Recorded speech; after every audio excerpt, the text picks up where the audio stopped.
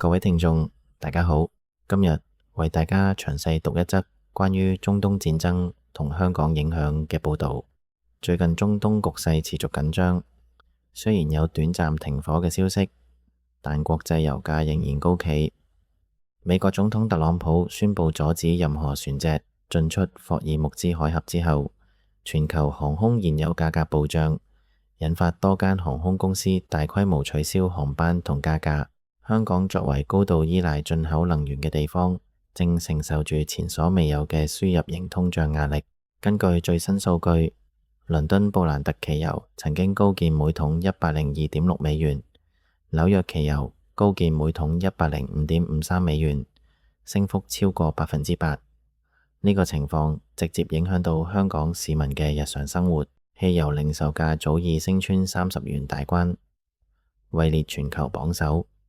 商用車輛用嘅柴油亦喺短短1個多月內密集上調咗10幾次。政府已經出手每公升補貼柴油3元，同埋寬減商用車輛隧道費等4項臨時支援措施，涉及接近20億元公帑。呢個方案主要針對運輸同物流行業，希望減輕佢哋嘅營運壓力，但補貼只能救急2個月。長遠嚟講，如果油價持續高企，香港整體物價同生活成本都會面對壓力。對香港人嚟講，呢件事最直接感受到嘅就係交通同能源開支上升，車主加油貴咗，的士、小巴、貨車司機成本增加，最終可能轉嫁到貨品同服務價格上面。超市、餐飲同零售行業進貨價貴咗，市民買海、食飯、外賣等日常開支都可能慢慢上升。除咗交通、電力同能源開支都會受影響，兩電燃料調整費可能跟住回升，工商業同住戶電費都有機會增加。洗衣業界用嘅工業柴油價格大升，好多洗衣廠已經反映成本壓力大，部分甚至暫停接新單或者凍結人手。物流同供應鏈成本上升，漁業同食品供應都唔例外。漁船用柴油貴咗，部分漁船可能減少出海，導致海鮮供應減少同價格上升。建築同製造業運輸成本增加，工程造價同部分產品價格亦有機會上升。醫藥方面，亦有報導指部分藥物因運輸成本增加而輕微上漲。呢個情況其實同香港過去經歷過嘅石油危機有相似之處。1973年同1979年2次石油危機，油價大幅上升，香港經濟都受到衝擊。當時香港出口減少，通脹上升，經濟增長放緩，市民日常生活成本增加，好多行業都面對壓力。雖然而家香港經濟結構同以前唔同，由依存度降低咗，但作為高度依賴進口能源嘅地方，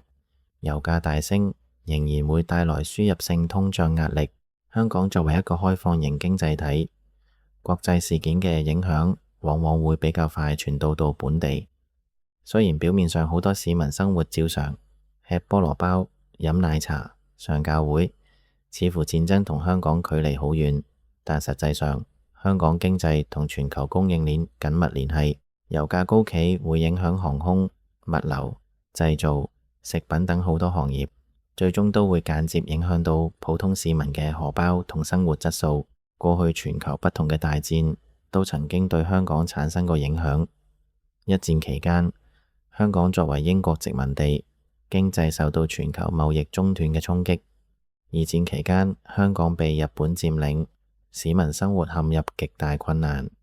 戰後，香港經濟逐步恢復，但每次國際衝突都會透過能源、貿易同金融渠道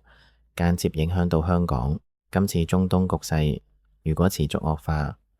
香港可能會面對更長遠嘅壓力，例如航空公司繼續取消航班，旅客出行成本增加，物流成本上升，進口貨品價格可能上漲，能源成本高企，電力同交通費用都有機會跟住調整。